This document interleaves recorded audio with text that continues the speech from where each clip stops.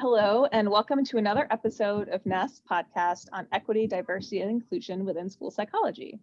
I am Shayla Desai, the NAS Director of Educational Practice. My pronouns are she, her, and I'm honored to be the host of this series. This episode will focus on professional issues, especially diversifying the field and professional leadership, as well as the role of research in advancing EDI within school psychology. Today, I am joined by guests Monica Oganis, Kamante Heidelberg, and Jane Wong. Monica, Kamante, and Jane, could you please briefly share a bit about your current role and anything you're comfortable sharing about your identities, including areas of intersectionality? Monica, why don't we start with you? I am so happy to be here, Shayla, in such an important topic. I work in private practice, but I have experience working in the schools and hospital settings. And since the beginning of my school career, I have focused on the issue of diversity. It is so important that we really understand that unless we address diversity, we are not really engaging in best practice. So in that capacity, I've worked with NASP in the Multicultural Affairs Committee, in the Bilingual Interest Group, and many committees at my state association, FASP, in order to promote this area of practice. So I'm very happy to be here and to talk about this important topic. Thanks, Monica. Kamante, want to go next? Yeah, sure. My name is Kamante Heidelberg. I'm currently an assistant professor at the University at Buffalo. I'm really excited to be here today, as Monica has said, to talk about such an important conversation and topic area. I'm a researcher and I conduct my research on individual at systems level interventions to support the positive social, emotional, as well as academic development of African-American students. So with that, my research entails making culturally responsive interventions to ensure that they're being more effective with particular populations. So like I said, I focus on African-American students. So I ensure that we are adapting our interventions to meet the needs of one of our most marginalized populations of students. So I'm excited to share my expertise and be involved in this conversation today. Thanks.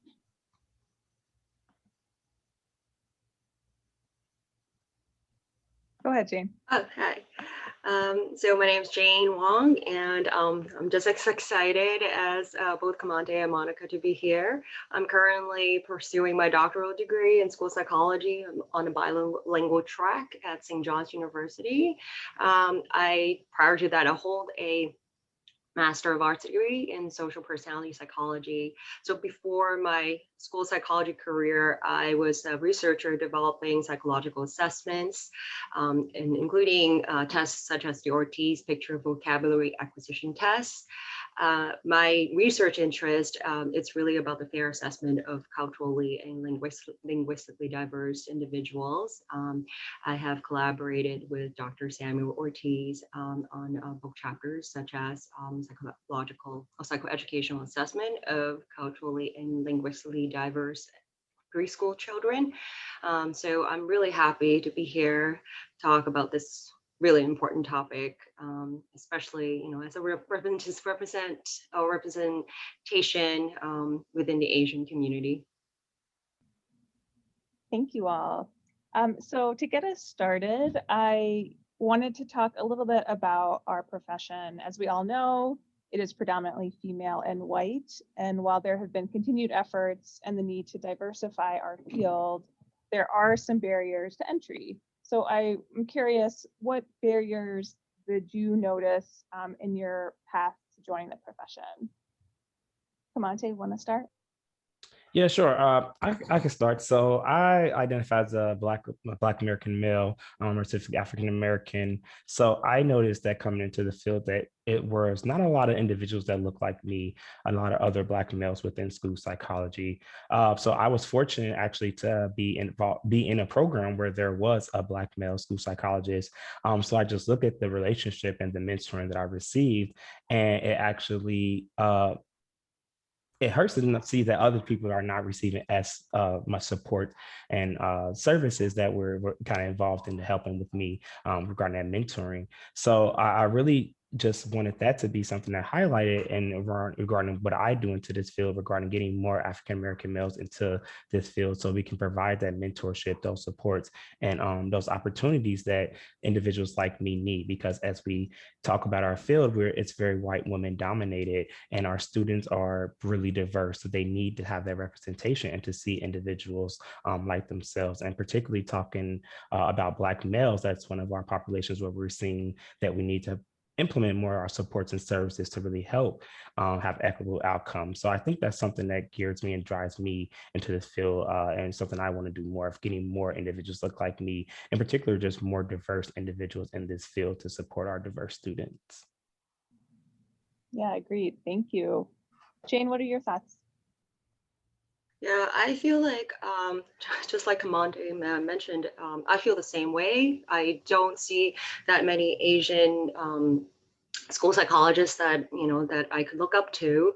And if you talk about, it's great that I think we have about 3.3% of Asian school psychologists, according to a school psychologist statistics study.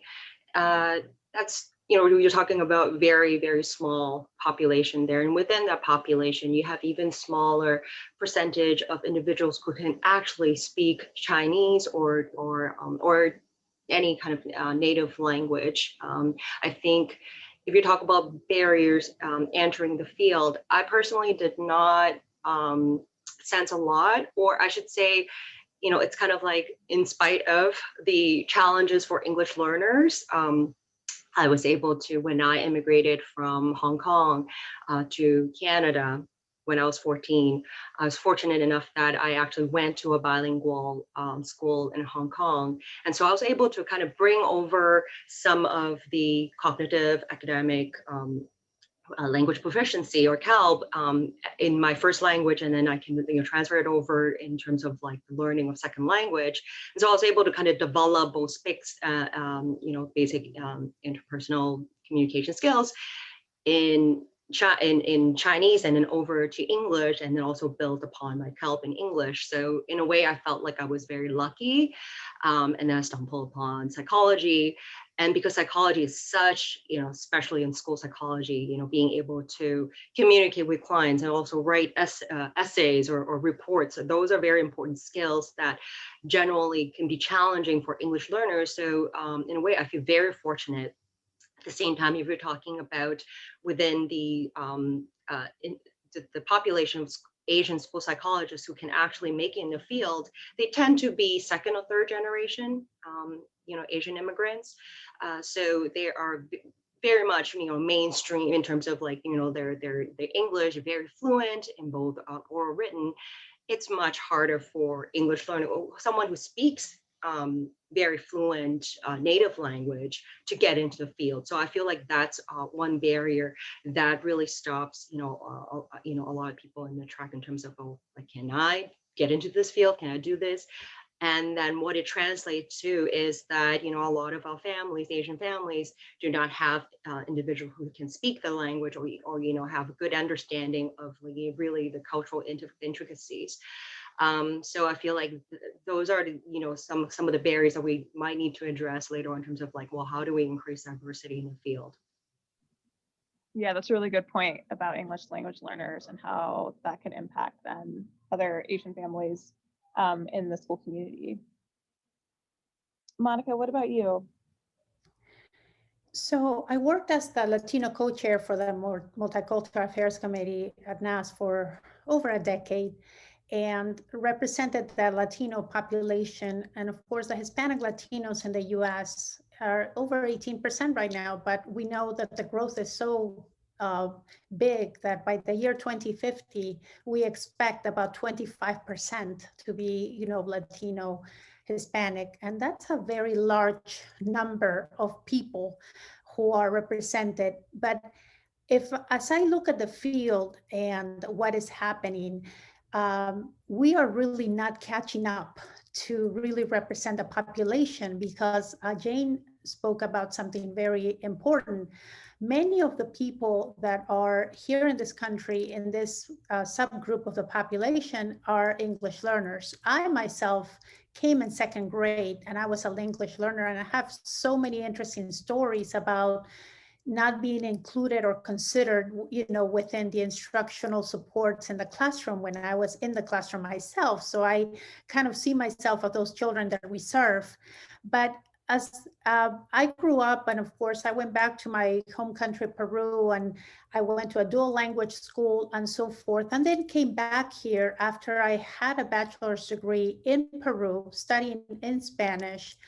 And what was interesting, and what I think about right now, is that many programs have requirements to enter the school psychology programs, such as the GRE, entrance exams, or some requirements in portfolios that individuals from diverse populations and English learners are not really able to meet. So I'm in private practice now, and I get applications by so many people. And one interesting aspect that I speak about with my colleagues is that, what about these people that are not really able to write fluently, yet the profession requires people, because we write reports, to write fluently? So what are we doing to really address those issues? Because we do need people that represent diversity and the diverse populations, and we need people like with Jane's background and Kamante's background. But how are we really addressing those issues that are important, but we must take into account, and we must, it's not about saying, you know what, you don't have the English skills yet, so you're not going to pass a GRE, or you're not going to pass this requirement, so you're not really competing at the same playing field as a monolingual English speaker, or as a white, even female or male, right? So we really have to do better at really looking at all of those aspects, because we need to equalize the playing field. We need it to be accessible to everybody, because the minoritized populations are not really competing at the same level. So we have to think about all those issues. And I know it happened to me, because I had to, take exams and so forth. And I think I did well in the profession, but imagine all the hurdles that I had to go through. Some people can't even access even a percentage of what I was able to access because of the opportunities that I had. So we really need to do better. That makes a lot of sense. And you bring up a good point about the GRE, and I'm hearing kind of informally from some programs are starting to consider waiving that requirement for school psychology admissions. And so I'm wondering if things will trend in that direction in the future or not, but time will tell on that. So Yeah, moving I on. just mentioned that because of COVID, for example, since the St. John's School Psychology program, we usually would require GRE scores, but because of COVID, that's been waived for this incoming cohort.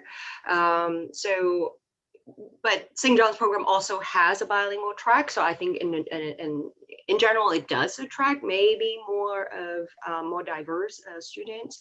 But it'll be interesting to see if we're keeping that, and if like over time that translates into more diverse type of applications. But I think like Monica mentioned, there's still, other than the GRE, there are all other barriers in terms of like being able to have good command to write reports. So let's see. Yeah, I agree. So I wanted to ask all of you, as school psychologists of color, how do you navigate issues of racism and racial trauma, either personally or on behalf of your students and families, while working within a profession that has made some strides towards socially just practices, but still has a long way to go? Jane, do you want to start? Sure. I think I'm still really new to the career. I have, I'm almost complete with my externship at a school district, and it's a very diverse school district. So I've been lucky that I haven't really come across any type of racial trauma. At the same time, obviously, I am living in New York, and so I am exposed to a lot of the sad news about the increase of Asian hate crimes, and so kind of working through that currently. And I've thought about, like when I work with families, for example, when I, do CSE meeting and I talk to some of my minority students' family, like how much do we, there's definitely, perhaps an elephant in the room, how do you kind of convey the empathy and understanding, and when is it appropriate to do so? I think that's like really difficult to navigate. I think because I work with very young population elementary schools, so I think it probably would be a bigger issue when it comes to working with high school students, likely. In general, like, I'm kind of like sensitive and just kind of, watching out, but like my kids are generally fairly happy. But I think that's, really an area where in terms of my personal experience, that, I do have to kind of like make sure that I give myself enough self-care, make sure that gives me enough capacity to help, to work with the students that I work with, and not to kind of, or my clients with telehealth, make sure that, that area, that I have enough capacity to, do my best on my job. So that's like one thing that I've been kind of paying attention to. Thank you. How about you, Monica? So since the beginning of my career as a school psychologist, I was very interested in the issue of racism. And specifically, I kind of focused on the issue of, bilingual cultural diversity as it relates to language. So what I've been focusing on lately is the issue of linguistic discrimination. I know that, in my research and the focus of things that I wrote in the past, I was most always interested in bilingualism, but the issue that we need to highlight is that diverse or linguistically diverse populations also face racism just because they have a different language background. So I know myself, when in different schools, I had been told by principals or leaders in the district that I was not allowed to speak Spanish within the time that I was working in the district. And although it did not come from top leadership, which was a good thing, I was very surprised that back in the within the last 10 years or 15 years, in this day and age, we would still have people that believe that speaking another language in this country is not something positive and something to be celebrated.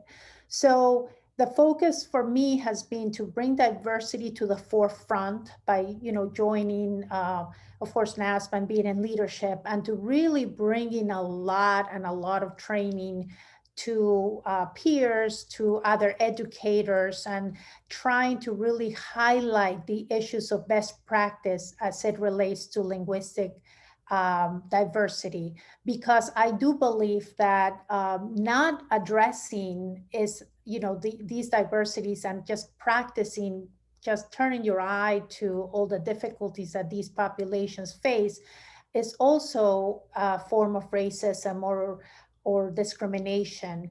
Many of our children who are from different cultural backgrounds face collective trauma just by being part of specific populations that are discriminated against and traumatized. And we have to address that as a group, because as a group we have that trauma when we see political forces and political division because a group of the population is targeted, like the Asian American, the Latinos, and we're thugs or we are criminals. That hurts personally. That for us in the field, that hurts because we are part of those populations. So we have such a long way to go. Yet I am also encouraged at all of the work that our colleagues are doing, the school psychology group. at NASP and, outside of NASP, we are all really doing a good job at standing together and saying, enough is enough. We do not ignore this anymore. And we are going to open our eyes and start working together, becoming allies to each other, because we at some point we're an ally, at some point we're a marginalized group. So we have to work together, and we're doing it. But we still have a long way to go. Agreed. And thank you for sharing. Kamante, what are your thoughts? Yeah, I think this is an interesting question, because even if we think about the statement or the saying school psychologist of color, I think our color, our identity, as a school psychologist is subsequent to our racial, our ethnic identity. I know for myself, as a Black man in America, that's something that you see first. You don't see that I'm a school psychologist or have obtained or hold a doctoral degree. You see that I'm a Black man in America, and we have seen the continuous negative interactions and institutional barriers that have been placed on the marginalized communities, particularly Black men. So I really speak to like Monica's point, when we're talking about that discrimination, and that some of us really experience that just from the color of our skin. So I think as a Black man in America that is a school psychologist, I think we talk about racism and navigating this. This is something that's not new to our country and to the experiences that we have. This is something that we've been navigating for a while. I think back to a scholar, maybe James Baldwin, who stated to be Black in America and to be relatively conscious is to be always in a state of rage, because this is something that's been going on forever. So being a Black scholar, we have to learn to kind of navigate these barriers and these institutional barriers that are in place to kind of show up and still be able to do our jobs. And we have to acknowledge that that's hard. We see that it's really hard to show up to work once you're just seeing someone who looks like you murdered on a television screen, and you still have to show up as a school psychologist to support others. So what we do is already hard, but when we add on that marginalized identity, our work becomes even more challenging and hard to do. So I think it's very, very important for us as individuals of colors who are particularly discriminated against in a marginalized group, is to have community of resistance or just community of supports. So those are those other individuals who look like you, who maybe speak the same language, or who maybe have some of those shared experiences, but also looking at, as Monica was iterating, some of those allies and other individuals who do not look like you, but who may be engaged in some of the same research, or who understand some of those experiences that want to do better. I think building those community supports is really, really helpful for us as scholars of color, just to be able to still show up and to be able to do this work, but also to really start to make that change.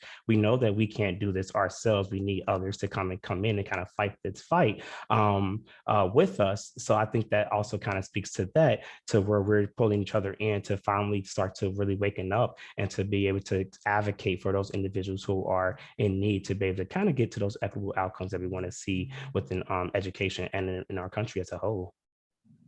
Absolutely. Those are great points. I want to shift gears a little bit in talking about some experiences with leadership roles and positions. Monica and Kamante, I know both of you have held various positions, and I'm curious how diversity or lack of diversity in professional leadership has affected the way that you've grown in your career, and if you've sought mentorship or allyship in order to kind of navigate that. Monica, would you like to start?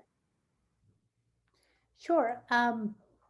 As I mentioned, from early on in my career, I was part of NASP leadership as the Latino co-chair of the Multi-Quarter Affairs Committee. And I was so proud of doing that work as a Latino woman, because I represented that population, which is a very large number of school psychologists, children, families that we work with.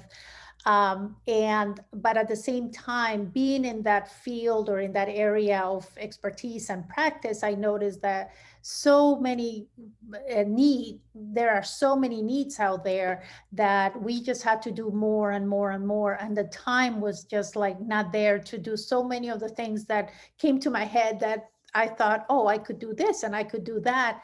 because it really is so overwhelming to think about all of the things that we need to do in order to provide equal access to all of our populations of children, families we serve, and also our colleagues, because we need to advocate for our work and for ourselves and for knowledge and for leadership. So that was part of, the role that I took on, as I did a little bit of that, but at the same time I was doing state leadership, and with FASP, I had been FASP president, and professional development chair, school neuropsychology chair, and so many other leadership roles. But in every single role, I know that I brought that diversity piece. So for me, being a leader in any role whatsoever, it needed to have diversity attached to it, because I strongly believe that best practice cannot be achieved unless we look at diversity and all of the issues that we're discussing today. So for me, it is important to really kind of like build those relationships. And certainly throughout my career, I started with being mentored when I was a student, or first, second, third year into my career, and people that I looked up to, and I always gravitated toward them and went to their workshops, and they did some projects together, supported the development of tests with them and so forth, because I really wanted to be involved and be part of the change and do something to promote diversity. But at the same time, they became my colleagues, where I was doing the work and I was mentoring others.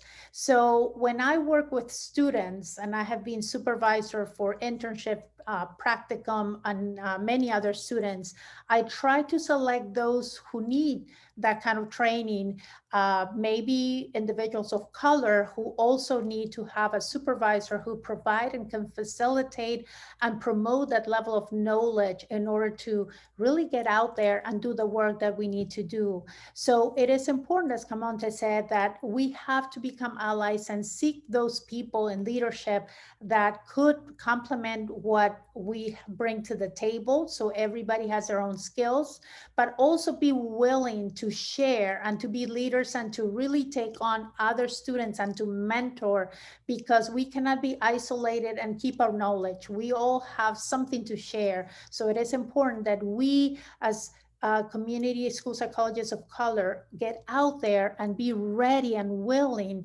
to take on people in training or colleagues who really want to understand and learn about these diversity issues that some of us know a little bit more about because we live it. But at the same time, we take care of ourselves, like was mentioned before, because it is a lot of work. And just recently, even though my role in diversity has started since early on in my career, I have felt that rage that Camonte mentioned, because sometimes it's like, it's too much. It's like, I really don't want to even hear the news anymore. It is just too much. So there's a long way to go, but we have to really step up. And, with the support of every other colleague, we have to do it. Yeah, thank you for those insights. And as I was listening to you talking, it is absolutely so important to be at the table and to have these leadership roles and bring people along with you. But I also hear and feel the sense of like the burden of having to be that person who represents diversity on a board when maybe you're the only person that looks different. So, it's interesting to both have kind of the pleasure as well as the burden of kind of pushing the work forward. Camonte, what about you? Can you speak a little bit about your experiences with leadership and how you've navigated those things? Yeah, absolutely. I think just kind of building off of that point, it is a burden for those individuals who are in those spaces and kind of occupy those to be able to pull others on and to kind of give back. But I think that's also a part of we're kind of obligated to do so, particularly when we're coming from a marginalized community. I just speak to my own experiences. Although we do not have a lot of African-American school psychologists, we have some very, very pronounced and really outstanding African-American school psychologists. So I was fortunate to be able to be mentored by some of those individuals and just be able to have some of that guidance. So I kind of felt as if they were reaching back and kind of pulling me up so I can do the same and reach back and pull someone else up so we can kind of have that continuum of supports to start getting to where we want to be. So it's really hard, but I just think to my experiences, I've really sought out those diverse individuals within our field who were doing things. So I even think about when I was a graduate student, I joined the NAS mentoring program, and I was connected with a Black male school psychologist. And from there, they integrated me into all of the various NAS aspects. In addition, I also had the mentoring and advising I was seeing from my program. So they were connecting with other scholars that were Black. And I just found myself kind of latching onto those individuals, just speaking about the research and always hearing about the problems associated with being a Black male and some of those barriers. I wanted to be around someone who was talking about solutions to those, because we know the problem, but we need to start getting to what are we going to do about the problem. So as I was speaking, I was really fortunate to have some of those scholars who were African-American and doing this work to mentor me and provide me with guidance. So they were adding me to different projects and helping me to scaffold myself and build my research agenda, and just all around these supports, because they understood the barriers and the challenges that I were getting ready to face. And they kind of came with the mindset that if they can remove some of those barriers that they face, it's making it better for the next generation. I think that's something I feel like I'm tasked with as well, is to continue to provide and make sure we're having those equitable outcomes so our next future generations don't have to go through some of the same problems that we are. Yeah, I appreciate that. Kamante, I also wanted to ask you a bit about your role as a researcher and thinking about how research, there was a recent study that noted that most of the research that was included on a popular best practices site did not include Black children in their samples. So as a researcher, can you talk a little bit about why it's so important that work centers racially and ethnically minoritized students and families, and why having that in research is so important to the future of our field? Yes, absolutely. I'll try to be quick because I want to be respectful of our time. I just think that that question really gets to answering the question, evidence-based for who or effective for who. If we don't include a diverse sample within our studies, we can't say our results are going to generalize to all children. We know that every child is very different and every child is unique. So that's why it's very important to make sure our sample size include as much of a diverse sample of our student population, so we can really talk about generalization of our results. So meaning that we are having these evidence-based interventions be inclusive of various samples of different populations of students. And if not, we're not saying these results are generalizable to other populations of students. So I think that's something we as researchers have to do a much better job of. And I can acknowledge there are barriers to accessing certain populations of students. However, as researchers, we have to kind of be tasked with bringing down those barriers and navigating that, so we can provide those supports to those students, but really start talking about evidence-based interventions and what that means for all students. So I think just having that, we have a lot of interventions, and that's where my research comes into play, is to making cultural adaptations to those interventions or making them more culturally responsive. So even then, one of the studies that I just got recently published, we took school-wide PBIS, which is very well known and implemented in the various schools, and we utilized some of the fidelity from a school district, and we found that even when schools were meeting school-wide PBIS fidelity, they were still having disproportionate discipline outcomes, particularly for Black students. So that really just made us go ahead and to realize that we not only have to say that we have evidence-based or effective frameworks or practices, but we really have to make sure they're culturally responsive and meeting the needs of those individuals. And if not, then we're just kind of doing a disservice and continuing that barriers and the system of oppression. Thanks so much. And that's such important work. So thank you for kind of moving it forward. So a couple questions that I want to wrap up with is, I'm curious your thoughts, everyone, on what stakeholders have the power to decide that social justice is central to school psychology, and how have you found ways to engage these stakeholders, if at all? Kamante, you want to start with this one? I want to kind of bring in Jane while I just kind of formulate my thoughts, if you don't mind. Sure. Kind of going with you, Jane, too.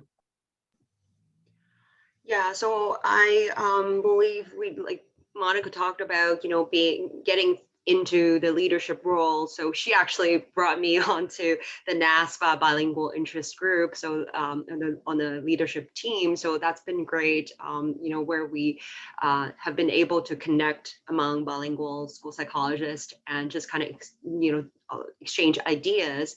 At the same time, I also feel like, Kamante and Monica both talk about the importance of pulling in allies. And I think that has to be done in terms of, really getting people who are in the majority group to really help us out. Like there has to be, diversity within any kind of leadership community or kind of advocacy team.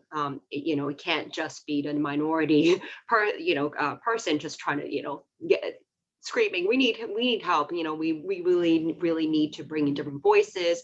And in terms of, I think, we all know the NASP or state association, they really work with or they work together in terms of social media campaign, Twitter, using different ways, and then also those action alert where they create those pre-made templates where it makes it easy for everybody to just sign on, put in our name, address, etc., and then just send in those emails to lawmakers. I think those are really important to put pressure on the just kind of mainstream culture to kind of take notice of issues related to marginalized communities. And then also, I think we really need to think about how to disseminate all the information we have within research to a larger audience, make that information kind of easy to digest for everybody, so that, just to increase awareness. So I think those would be the important things we need to look at. Thank you. Monica, what do you think? So a couple of things come to mind, especially because we are, working within racism so much recently, which is a great thing. But I like to think, that concept that, how oppressors don't really get to decide how the oppressed want change or want access or need access, because they have been the oppressors for so long. So it really is the people that are in minoritized groups who are the ones that have to come forward and say, this is what we need, because this is how I feel. This is what it makes me feel like. And we have to start listening more and really understanding and being involved in learning about other groups. So as we know what's going on in different parts of the world that affect our society here within the US, we really have to start learning and understanding about the different groups, about the different political issues, social issues, and everything that is happening. So if we look at it at the global level affects our profession. So we can't just look at it as a professional issue alone, because we have to look at what's going on in society as a large group. But then within school psychology, NASP has done a good job at having different groups represented in like multicultural affairs committees and, the social justice, newer than the multicultural affairs committee, but the social justice committee and so many other groups. But I think we, like Kamante said, we need to really represent more of the groups and really be very observant of what these groups are doing, because these are the groups that are going to bring change. Jane mentioned the bilingual interest group. We have grown so much, and within the last year, we have been doing so much to diversify or to really bring to light this issue of linguistic diversity. But just like our subgroup, there are so many other groups that are doing such fantastic work that we really need to listen. And I believe that associations such as NASP and state associations really have to start thinking about all of these groups and how are we going to promote and how are we going to take into account their work in order to be a better association. How, for instance, if we have proposals coming up How are we going to ensure that those reviewers are really looking at topics that are submitted and really including all of those topics in the future offerings at conference next year?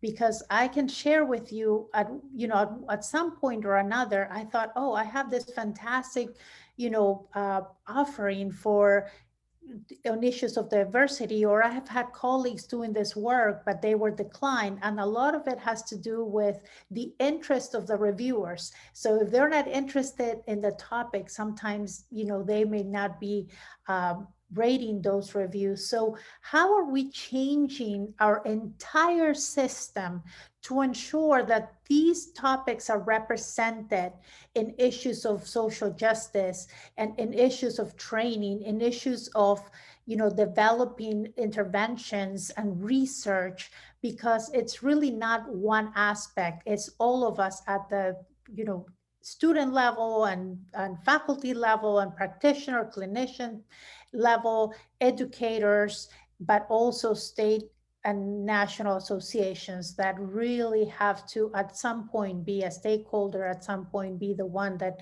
affects change, but also the one that listens to make sure that really we make social justice central in the future of school psychology. That makes a lot of sense. Monte, any other thoughts?